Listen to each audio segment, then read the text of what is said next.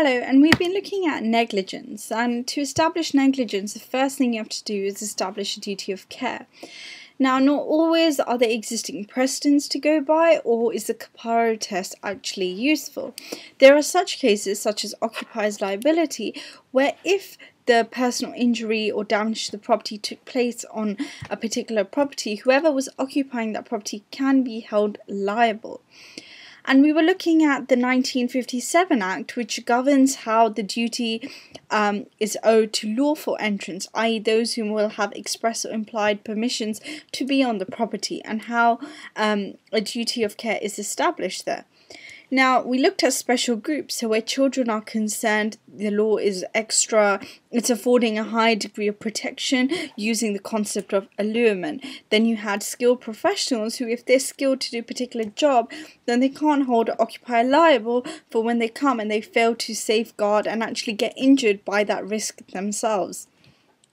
Now here we're looking at the idea of warnings and defences. So section 2.1 of the 1957 Act says that it allows occupiers to restrict, modify, exclude their liability to lawful entrants insofar as they're allowed to do so. And this insofar as they're allowed to do so is reference to the UCTA Act 1977, where basically it states that business premises can't restrict liability for death or personal injury by negligence. And then section 2.5 goes on to permit the defence of voluntary or consent as it normally operates. And then section 2.3 also implies that contributory negligence may be used in such cases. Now, the most interesting case is where you have a lawful entrant and a warning. What happens? So section 2.4a says where damage is caused to a visitor by a danger which he has been warned, the warning will not be treated without more as absolving the occupier from liability unless all the circumstances enough show that the visitor is reasonably safe. So if we go back to the case of Rolls and Nathan about the two chimney sweeps, Lord Denning in his obiter, he basically said that if you had a case where you had a property, and to get to that property there was a river in front of it and there was a bridge, and you had a warning saying this bridge is dangerous, warning, do not enter, that doesn't absolve the occupier from any liability, because regardless the lawful entrant has to use that bridge. Whereas if there were two bridges and one said warning danger and the other one said warning use the other bridge, or the other one said yeah use this bridge or use the other bridge, there was one working bridge, then it's fine. The warning signs actually work because it ensures that the visitor has a choice and can be reasonably safe.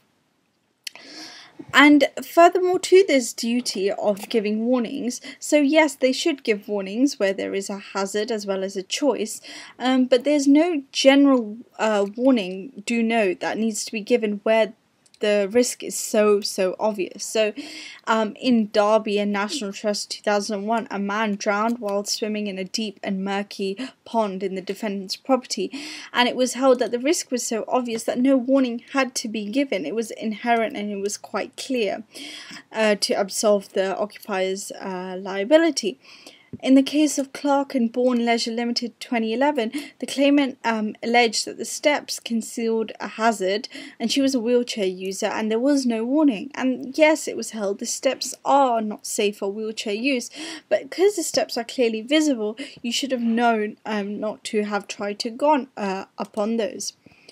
And then you had the case of White and Blackmore 1972, which basically gave a warning, like warning to the public, motor racing is dangerous. But it didn't tell what the danger specifically was. It just said motor racing is dangerous. And if you don't know, then there's no way for the visitor to be reasonably safe. So if you're going to have a successful warning in place, there should be either some kind of option or some way in which the visitor will be safe, and also it's very specific about what the danger is. And you should know that if the risk is so obvious, then a warning may not be required to have an effect that the warning does have. I hope this makes sense. Thank you for watching.